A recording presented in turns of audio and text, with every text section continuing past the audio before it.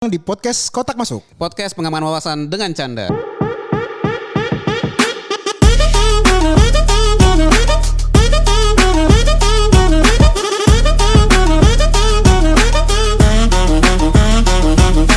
Hola Niko. Halo Bang Moses, kita berdua nih sekarang nih Bang. Iya dong, kita harus berdua lagi dong Nik.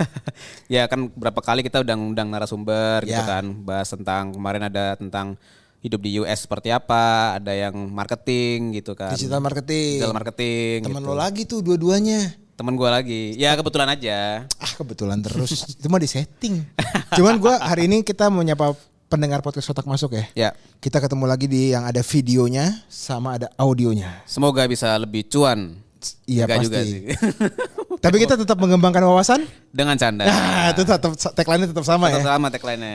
Mungkin nanti kami butuh komentar apakah audionya kurang terdengar ataukah Iya. videonya kurang gelap atau kurang terang.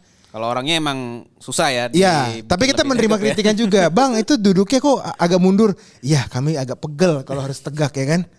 Dan untuk episode kali ini kita akan ngomongin tentang skema Ponzi. Skema Ponzi ya Bang ya. Gila. Kenapa lu? Ada cerita apa lu Bang skema Ponzi? Sebenarnya ini banyak udah berulangan sih. Berulangan dari teman-teman gua yang ketipu. Kalau bahasa kasarnya ketipu dengan investasi bodong. Ya. Kalau dibilang investasinya kayak member get member. Member get member. Terus atau enggak dia investasinya tentang koperasi atau arisan. Koperasi atau arisan. Pertamanya wah pokoknya investasinya 30% per bulan. 30% per bulan sih. Nah ya lumayan misalnya ya. jadi gua sih nggak mau nyebutin merek ya. Cuma karena kan kita nggak ngomongin tentang bedah kasusnya nih Nick. Ya. Kita akan ngomongin di sini tentang skema Ponzi-nya ini. Skema Ponzi-nya. Secara literasi keuangan ini dipelajari di bagian ekonomi ataupun finance ya Nick ya. Ya. Nah skema Ponzi ini kadang-kadang orang suka kena tipunya atau terbuai-buai dengan keuntungan yang besar. Contoh, lo kalau taruh di koperasi simpan pinjam gua, gue bisa ngasih kickback ke lo 30% setiap bulan. Oke. Jadi dalam 3 bulan modal lo tuh udah balik. 90% ya. 90% dari modal. Biasanya, dan gue udah ada di salah satu artikel, umurnya tuh cuma 22 hari atau 22 bulan nih. Gue lupa antara kayak 22 bulan deh. Skema Ponzi itu terjadi. Habis itu dia ketahuan, nggak bisa bayar lagi gitu ya. Nah, ketahuannya gini, teman-teman jangan ketipu karena skema ini adalah tutup lubang gali lubang sebenarnya. Betul Bang. Nah, contohnya gini ya, misalnya tadi dia bilang ke gua 30% ini. Oke. Gua ngasih duit ke lo 100 juta. Ya. Ya dong. Ini gua kasih 100 juta. Berarti lo kickback ke gua per bulan berapa? Sekitar 30 dong. 30 juta. Bulan pertama lancar. Ya. Terus Niko bilang ke gua, "Ses, lo ajak temen lo lagi deh. Nanti lo dapat 10% tambahan." Oke. Gue udah ngerasain dong trust kalau dong. 30 juta gue balik nih. Gue udah ngundang temen gue misalnya si Agus. Ya. Gus, lo ikut gue 30% per bulan. Masa sih Ses? Taruh aja dulu ke gue udah ngikut. Lo ngasih ke gue 40 dong. Ya. Gue ngasih ke Agus 30. Ya dong. Ya. Skema yang sama nih. Agus gue bilang, Gus, kalau lo dapet member, gue tambahin 10. Niko bisikin lagi ke gue tambahin lagi lo 20 kalau dapat Agus member lagi. Nah inilah namanya skema Ponzi nih. Skema Ponzi. Ya. Sebenarnya uang gue yang 100 juta itu, si Niko pakai untuk ke orang yang lain. Jadi memang nggak diputer di instrumen investasi ya? Nah inilah bedanya nih. Skema Ponzi itu gak ada barang atau jasanya. Oke. Fiktif kalau kita bilang.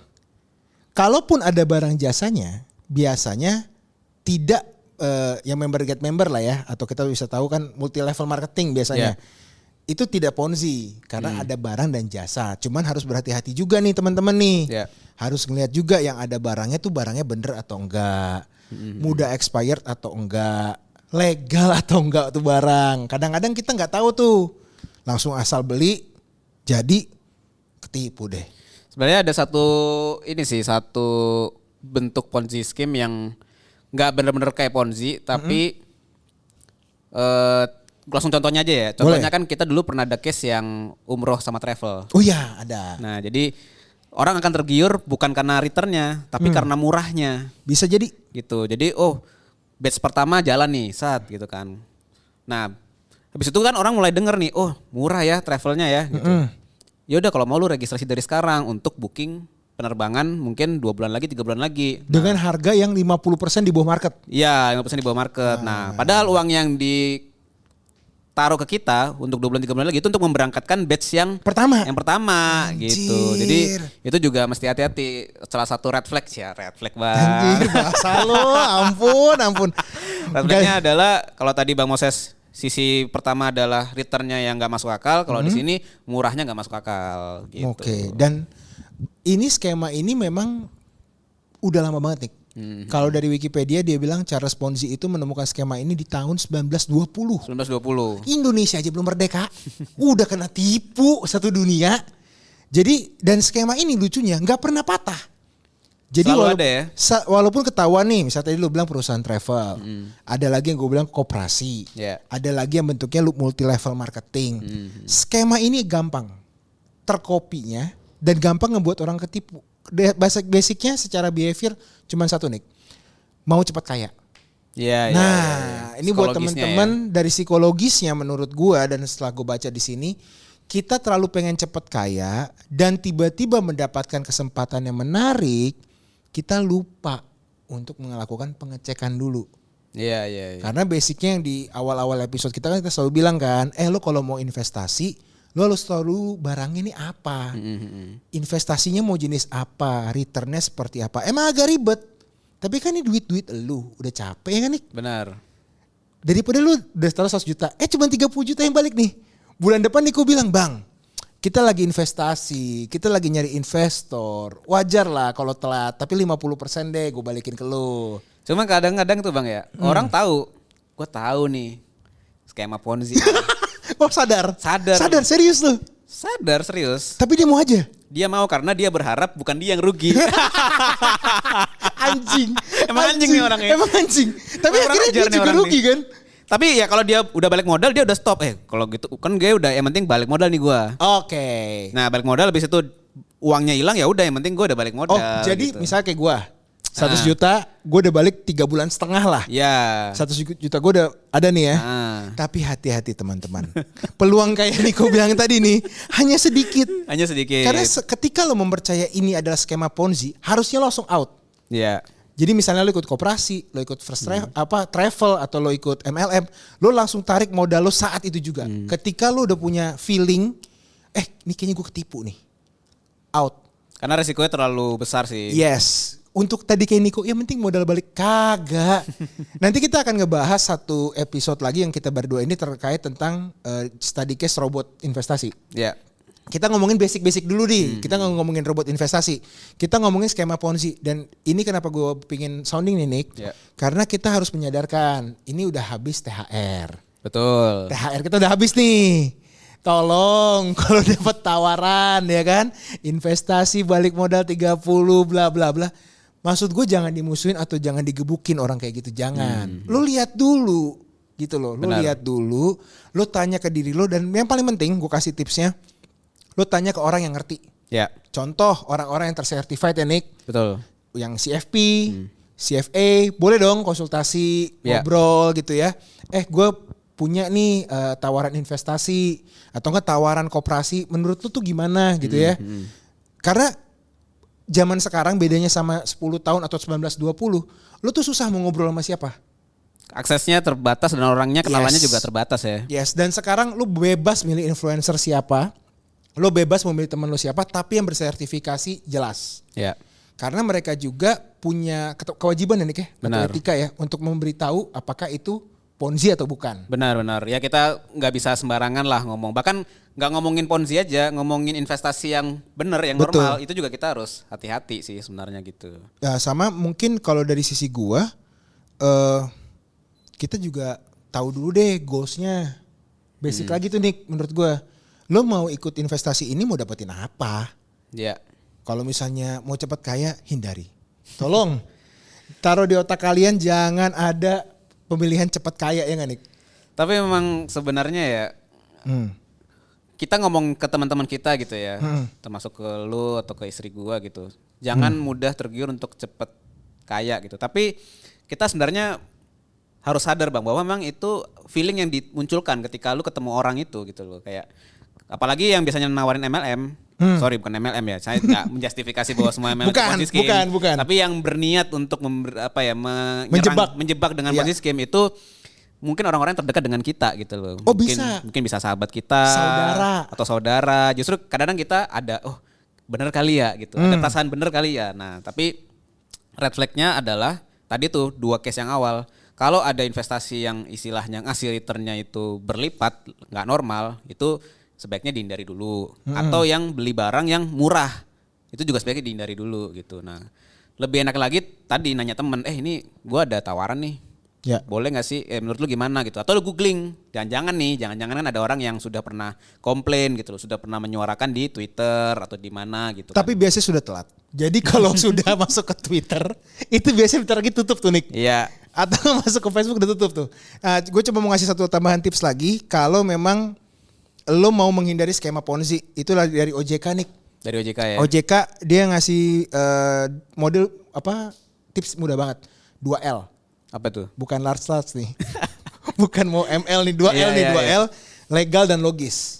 Jadi lo ketika dapat investasi, lo tolong cek legalitasnya dulu. Oke. Lo bisa ke OJK, di situ ada, lo bisa website atau call centernya. Bisnis ini atau investasi ini legal atau enggak sih? Yang kedua, logis gak sih bisnis ini? Siap. Nah logis ini kan tergantung wawasan masing-masing. Ya dong. Tergantung pergaulannya juga. Kita dulu bilang misalnya satu arisan udah ketipu. Iya dong. Satu arisan udah ketipu atau satu keluarga udah ketipu. Akhirnya kan tuh jadi logis. Iya benar. Tapi belum tentu legal. Oke. Nah, kalau kita ngomongin legalnya kan di sini kan bisa dibolak-balik nih Nick.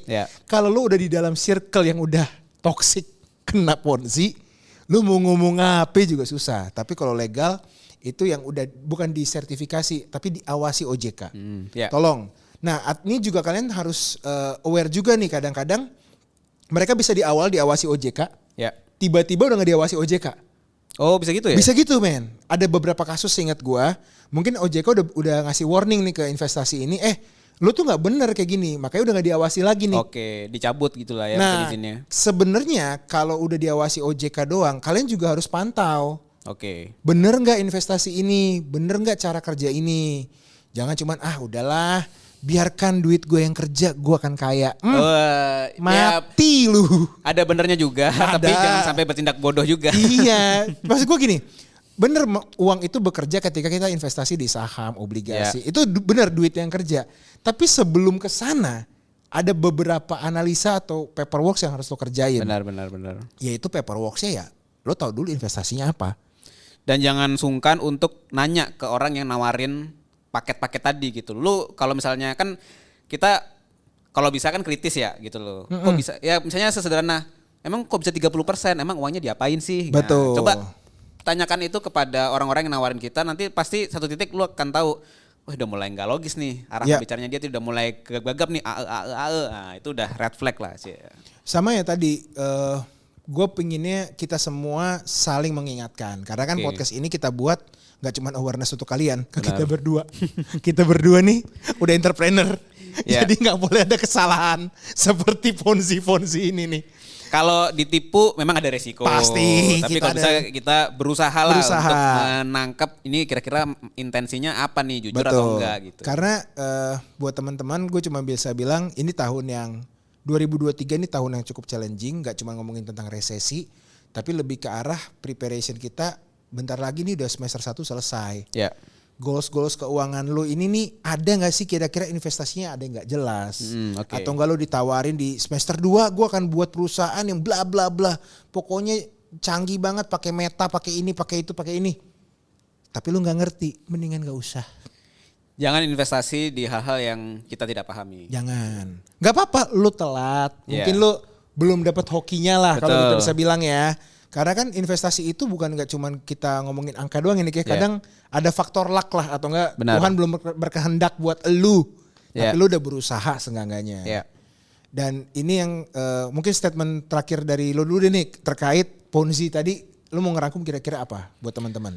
Buat teman-teman mungkin coba menambah literasi keuangan gitu ya. Betul. Jadi kalau yang mungkin baru masuk ke dunia kerja, terus nggak gitu punya knowledge tentang mengelola uang, coba belajar lagi, kan udah banyak nih di Instagram, di YouTube tentang mengelola keuangan ya, atau mulai masuk ke investasi, atau mulai ikut les-lesnya, itu lebih bagus kalau ikut lesnya. Nah, dengan dari situ nanti akan mulai membangun pondasi gitu loh, pondasi pemahaman kita tentang investasi.